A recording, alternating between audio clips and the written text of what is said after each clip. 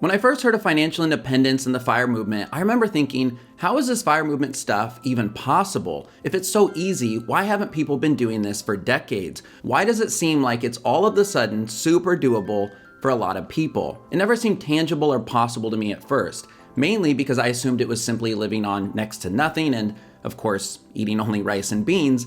But the more I looked into it and peeled back the curtain, I realized, I think I understand how the everyday person can achieve financial independence and retire early without major sacrifices day to day. And actually, just recently I realized it's gaining popularity every year because it's getting easier to achieve every year. I'll explain why today in hopes of motivating you to develop a positive mindset and positive relationship with earning money, saving money, and investing money. Ideally, this gets you excited to get on the FI path because I no longer think it's crazy and I know it's easier than most people think. I'm gonna skip the intro and such because I'm excited to dive right in today, but definitely do like and subscribe if I earn it by the end. So why is financial independence easier to reach each year? Why is it easier than ever today? Well, first off, at a high level, we must acknowledge humans have an innate desire to make progress and improve our lives. We want better lives for ourselves, our communities, and future generations. Not only that, in a capitalistic society, we're incentivized to create new things, solve problems, and do more with less. In doing so, we can be financially rewarded. We've enjoyed huge innovations and efficiencies, causing trade, capitalism, and technology to take off. Companies can market to more people than ever, earn more customers than ever, and thus enjoy higher profits than ever, and that leads to increased wages over time. If you're grumbling about the last time you received a raise, I get it, but the numbers do indeed show wages are increasing at a higher rate. In fact, our incomes have continued to increase faster than inflation year after year, minus a very recent blip the other way. In my state of Washington, our minimum wage is $13.69 an hour and set to hit $15 by 2023. 20 years ago, it was less than half of what it is today at just $6.72. So because of all that human innovation combined with income raises,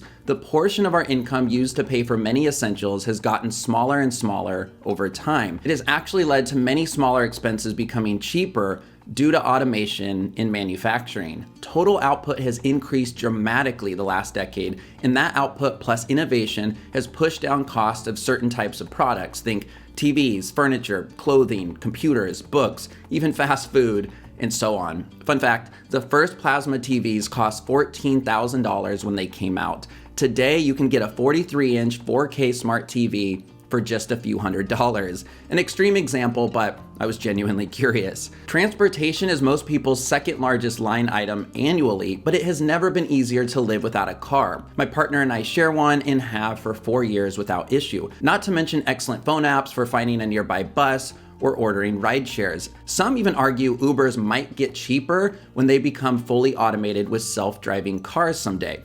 Who knows? Further, it's easier than ever to live in a smaller space. For one thing, the size of the things we own, like electronics, have literally shrunk in many cases. We no longer have huge sound systems or bulky TVs, tons of bookshelves filled with encyclopedias and even physical books because of ebooks, thank you internet. Plus, minimalism and clean aesthetics are certainly trendy. I do love me a good minimalist desk setup video. Let me know if I should make one. But before I move past efficiencies and technological advancements, I'll acknowledge most people aren't willing to live without a car or in a smaller space. And I fully recognize most Americans are good at spending money even when they're able to actually save money. They buy a bigger house than they need, they pay for expensive childcare, they opt for higher quality clothes, they pay for house cleaners, they send their kids to private school, and so on. And I'm not saying those things are bad, but if you don't focus on increasing your savings rate, reaching FI will not feel easier despite everything I've explained so far. Yes, it takes willpower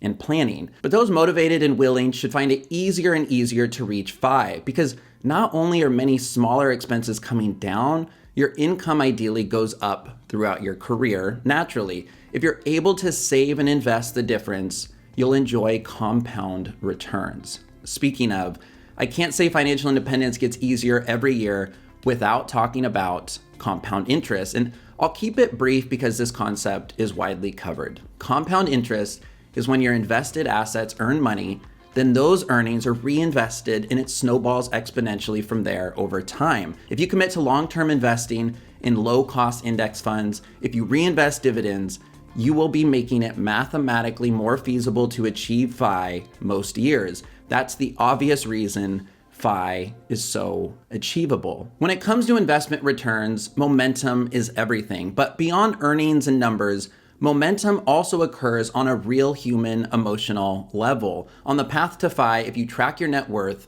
you will discover momentum as you see your net worth rising. It's addicting, it's motivating. I find myself setting more challenging goals as I achieve more financial success, which almost gamifies it. I thought net worth zero was an amazing feat in early 2019 to achieve, but I quickly blew past $50,000. Then I hit six figures, then recently $150,000.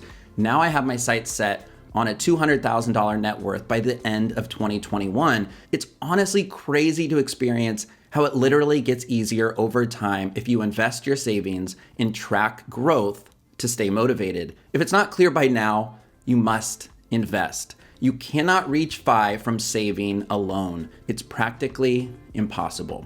If compound interest, net worth, dividend reinvestment plans, or low-fee index funds are new terms to you, it's never been easier to learn about the path to FI. There's never been more content on the subject, so access to education is the next reason FI gets easier every year. Typically, those on the FIRE path are voracious readers and consumers of content in the FIRE space. More and more of them are actually content creators like myself, publishing free content consistently in books, on podcasts, on blogs, and especially YouTube videos like this one today. That's because we've discovered the magic that happens when you increase your savings rate and invest consistently. We've seen how it works and we're shocked more people aren't talking about it, so we make and share content. My mantra is save and invest half, retire twice as fast. There are entire conferences and camps run by money nerds dedicated to financial education. There are even celebrities in the personal finance and FIRE spaces.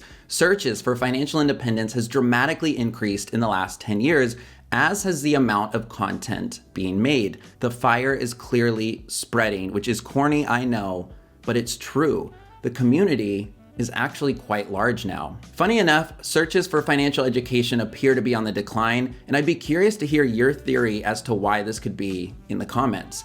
I have two more key points before I confront some of the naysayers and pessimists. The first is that passive income has never been easier to generate. This is something I talk about often. Technology and innovation are certainly themes of this video, and to double down, it's made earning passive income extremely doable for anyone with access to a laptop and the internet. Opportunities are endless online. The internet has truly been a game changer for self-starting entrepreneurs, or honestly, the everyday person with an idea and a willingness to see it through. Past generations also side hustled, but that resulted in exchanging time for money. If you side hustle today and focus on creating passive income streams, you can earn a disproportionate amount of income relative to the effort put in. The sooner you realize this and take action, the sooner you'll reach FI. Passive income can dramatically take years off your working life if you ensure that that income will remain steady come retirement. It's really encouraging to learn that you may not actually need $1 million or $2 million to retire. You need steady income without having to put in the time, as long as you also invest your savings, because dividends are the best form of passive income. Finally, technology and the pandemic have made it easier to live in cheaper cost of living areas. What I'm alluding to is Geoarbitrage. It's keeping your big city job and big city salary and moving to a small city to work remote. This can make a dramatic difference in a person's savings rate quickly. Now, it's not for everyone, but even moving an hour from the city can cut your cost of living pretty dramatically. Moving out of the country might sound extreme, but if you commit to a low cost of living country for 2 to 3 years and keep your main gig, you might be able to save the equivalent of 10 to 15 years of savings back home. It's never been easier to up and move to an area where everything is much cheaper. Housing, gas, parking, milk and eggs, insurance,